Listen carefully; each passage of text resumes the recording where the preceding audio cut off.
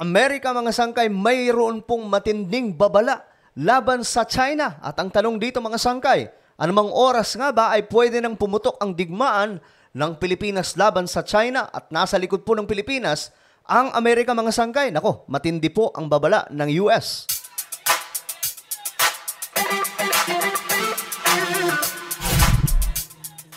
Bago tayo magsimula mga sangkay, pakisubscribe po muna yung ating YouTube channel sa baba ng video na to.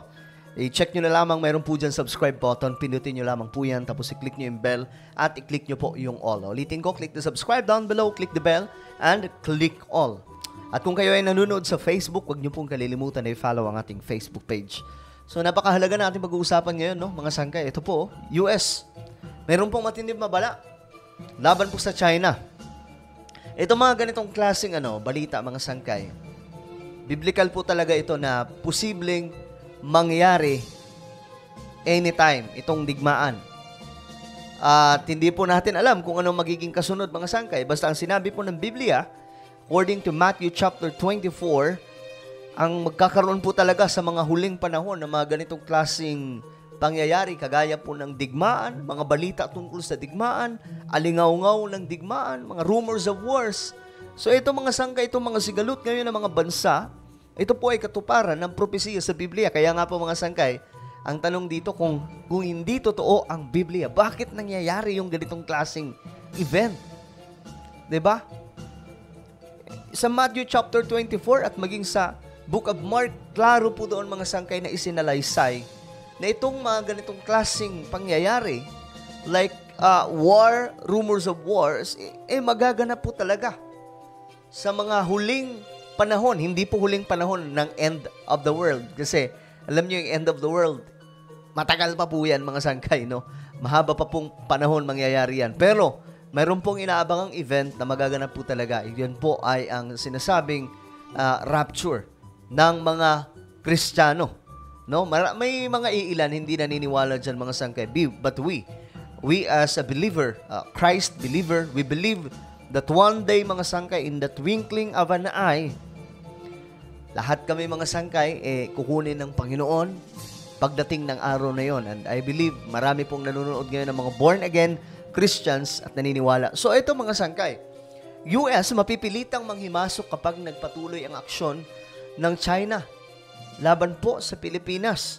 Nakikita po natin ngayon ang China mga sangkay, grabe po yung panggigipit sa Pilipinas.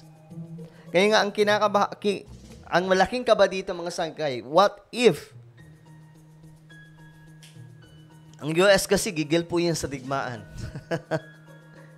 Gustong-gusto na po niyan kasi kumikita po sila dyan. Kapag may gera, mayaman ng Amerika dahil sila po ang nagsusupply ng mga kagamitang pandigma. So, eto, tingnan po natin mga sangkay ang balitang ito. Mapipilitan ng manghimasok ang Estados Unidos kung aatakihin ng Beijing ang mga barko ng Pilipinas sa South China Sea. Ayan, ito ang babala ng US. Yan yung babala ng US President na si Joe Biden. Mapipilitan mga sangkay na manghimasok ang Pilipinas, ang Amerika sa Pilipinas laban sa China. Ngayon pa lang mga sangkay, nakita naman po natin ang presensya talaga ng US government and US military sa bansa natin. So hindi po malabo mga sangkay. So we have to be ready. But most of all, very important, we have to pray for our country. Okay, na sana hindi umabot sa ganun. Nako mga sangkay, malaking gulo po yan. Tingnan nyo yung Ukraine ngayon. Tingnan nyo yung Israel ngayon, diba? As President Joe Biden, kasunod ng banggaan ng Chinese vessel at Philippine supply boat na Onaiza May 2 noong linggo. Binigyang diin ng United States President na sa umiiral na Mutual Defense Treaty, may karapatan ang dalawang bansa na suportahan ang isa't isa kapag may ibang umatake sa kani-kaniyang bansa. Ayan, mga sangkay, no? Dahil po sa treaty na yan, dahil po sa connection na yan, mga sangkay, hindi po basta-basta maano yan itong Mutual Defense Treaty. Panoorin po ulit natin mga sangkay. Bansa na suportahan ang isa't isa kapag may na Mutual Defense Treaty, yan. May karapatan ang dalawang bansa na suportahan ang isa't isa. May karapatan ang dalawang bansa dahil po sa Mutual Defense Treaty may karapatan. Both side. Philippines and America, alam naman po natin yan mga sangkay, noong World War II. Sino yung kasama natin? US. Though ang kasaysayan na yan mga sangkay, ang totoo talaga doon, kaya umatake yung Japan sa atin kasi nandito yung Amerika. Pero lumabas po sa history, parang tayo patuloy ang tinulungan ng US. Pero ang totoo doon mga sangkay, US ang ating tinulungan at nadamay po tayo sa kanilang sigalot laban po sa United States of America and Japan. Kapag may ibang umatake sa kani-kaniyang bansa. I want to be very clear. Yan na. Ito yung mabigat na babala ni Joe Biden. The United States defense commitment to the Philippines is ironclad.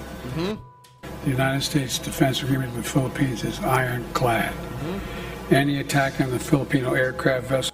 Any attack, okay, sa Filipino aircraft, kahit na anong Filipino aircraft, pakinggan nyo mabuti mga sangkay. Any attack on the Filipino aircraft vessels or armed forces will invoke our mutual defense treaty. Yun ang malaking warning mga sangkay. Nung nabasa ko nga po ito, naku po, mabigat itong warning ng US. Dahil, just in case na mayroong kahit na ano mga sangkay na magawa ng China, tutulong ng buong puwersa ang United States of America. Kaya nga lang mga sangkay, alam po natin yan, nadamay po talaga tayo dyan, just in case. So, kaya dapat po tayo mga kababayan, mga kapatid, mga sangkay, magsama-sama tayong ipanalangin ang ating bansa. Alam naman po natin, ang bansa po natin, tayo po ay Christian nation. Naniniwala po tayo na kikilos ang ating Panginoon each time that we pray, di ba? So let's pray for our country. Lumalala po itong tension eh. Kaya nga po, itong banta ni Joe Biden, mabigat po itong mga sangkay. Bakit? Nakita po kasi ng buong mundo ngayon na ang China is very, very aggressive against our country pagdating po sa West Philippine Sea. May ako mga sangkay, but for me, in my own opinion, hindi po makikipagdigma ang China kasi masasayang po yung kanilang pinaghirapan sa pagpapalago ng kanilang ekonomiya dahil nasa momentum sila ngayon. But, in the other side, mga sangkay, napapaisip ako na baka din talaga mangyari itong digmaan. Kasi sa mga nakikita natin ngayon, no? Let's all pray for our country, mga sangkay. With the Philippines. Ngayon, ito pa nga po ang balita. China inalis na daw bilang fund source sa Mindanao Railway Project. Ibang funding options iminungkahi. So, talagang winawalis na po ang China. Ang mukha ng China ngayon sa Pilipinas. Naniniwala si Senator Grace po na hindi dapat makaapekto sa iba pang infrastructure projects ng Pilipinas ang pagtatanggal sa China bilang funding source sa Mindanao Railway Project. Ayon kay Senator po na siyang chairperson ng Senate Committee on Public Services, matagal na ang nagiging sanhi ng delay ang Chinese banks sa loan applications ng Pilipinas dahilan para mabinbi ng ilang proyekto ng gobyerno. Bagaman nakakaengganyo ang pagkuha ng loans para sa infrastructure projects, malaki ang interest rates na maaaring makaapekto sa bansa sa hinaharap. Hinimok din ni Senator po ang gobyerno na maghanap ng iba pang funding options mula sa ibang bansa at international agencies.